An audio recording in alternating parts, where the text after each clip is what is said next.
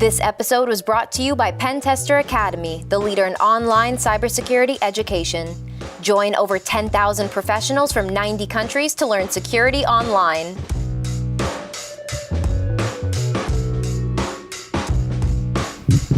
All right, so what we're doing now is we're gonna look at basically to identify the kind of attacks that we can do on a device. So usually when we get started on a project, we have a little brainstorming session on, okay, what does this device look like? What are all the tests that we can do? Because there's always a million things we can come up with, which are not gonna fit on the whiteboard.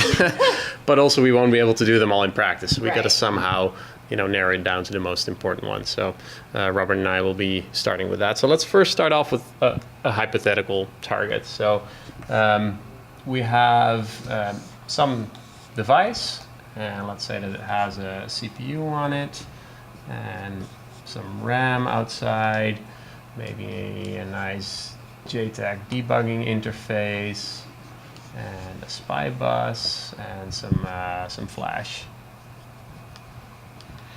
So it's very basic embedded system layout. Now let's say that we are interested in looking at a key that's hidden in here. Oh my God, I'm bad at drawing.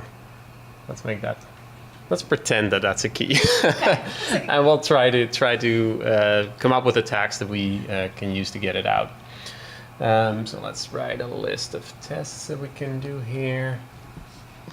Tests. One. Robert, you want to take an initial stab at it? Yeah, so if there's JTAG, there's a chance we can talk to that if we can find where it is on the board. If it's let out of package, and then if there's some authentication on that, we can try to glitch past it. Okay, so let's look at JTAG authentication.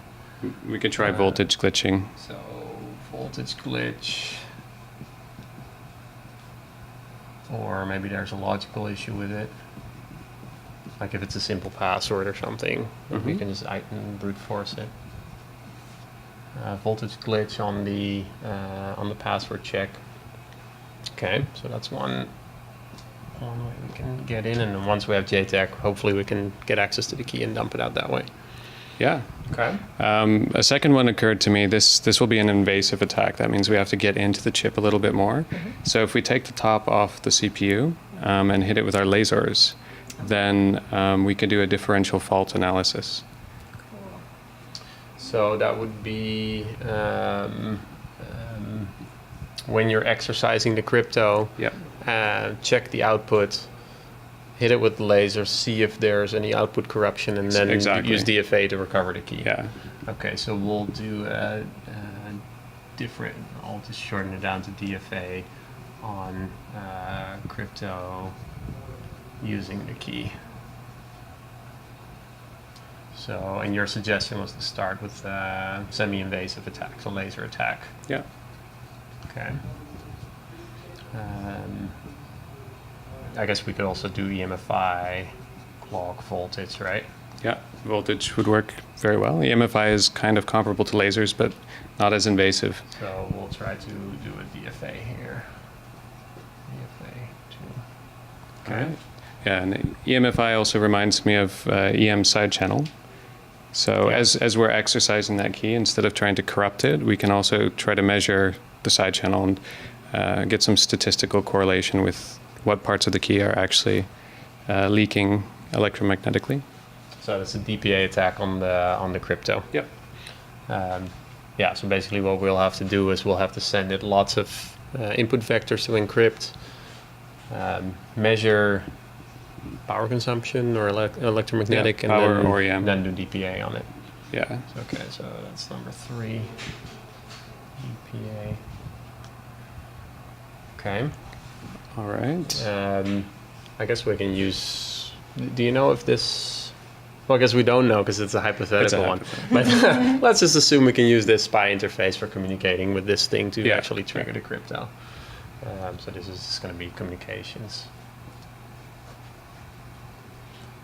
Which actually we should also check if there's any logical issues on the parsing and the protocol there. So protocol issues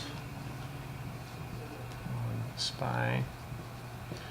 And we can do code review. So just look at the code and how the parsing looks like there. Yeah. We could do some symbolic execution to see if there's any paths, any backdoors, things like that. Yeah. Yeah, that's always good to do. And maybe just some fuzzing or other pen testing. Let's say manual pen testing. Yeah, and if we're able to read out the flash, that might also give us a good start for reverse engineering. So that can be kind of comparable to the SPI logical. So let's actually do that flash analysis. Oops. Flash analysis. Yeah, because this key needs to be stored somewhere, right? So once it's at runtime, it's going to be maybe in the CPU, but could be that when it's off, it's stored in flash or in OTP. We don't know at this point. So we'll just read out the flash, dump it, analyze it. Yeah. And then with some entropy analysis, we should be able to find out if there's any compressed or maybe key material in there. Exactly. And we can also see if there's any plaintext code that would let us reverse engineer kind of what's going on inside of the chip. This is also where a black box attacker, we could tell whoever was designing the system, like they can read the flash, they can figure out what this chip is doing, and this is about how much time it'll take them roughly. Yeah. Another thing I was thinking about is maybe looking at the CPU to RAM interface there. Yeah, so if they ever transport the key over that, then we'd also be able to grab it off. So there's bus sniffing, but there's also key transfer side channel. Oh yeah. So we've got two ways to approach that. One is non-contact, and then the other is physically measuring the signals.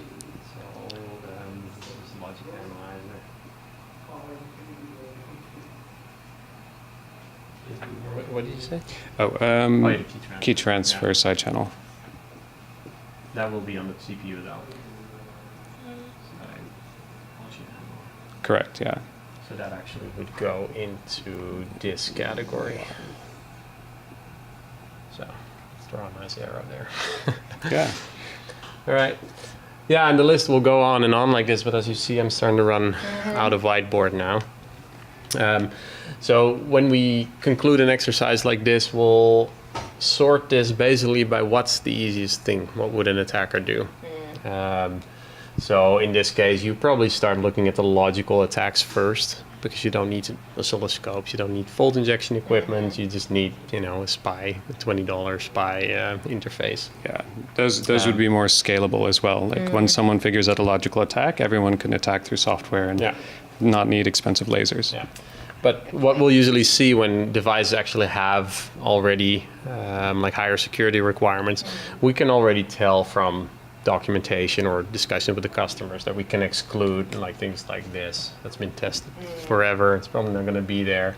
Maybe even the simple DPA doesn't work because they've already put in a ton of countermeasures. But yeah, maybe they didn't think about fault attacks, so then we'll probably try that. Mm-hmm. So pretty much just going down the list and trying them all. Yeah. And this list will usually, the more you learn, the longer this list will become. So it's not really that you can identify everything up front and then you got it. It's always this back and forth. But this is, the basic start of a process like this. And then we sort this, talk to the customers, and dive into the lab. Yeah. Nice. Awesome. Thank you, guys. This episode was brought to you by Pentester Academy, the leader in online cybersecurity education. Join over 10,000 professionals from 90 countries to learn security online.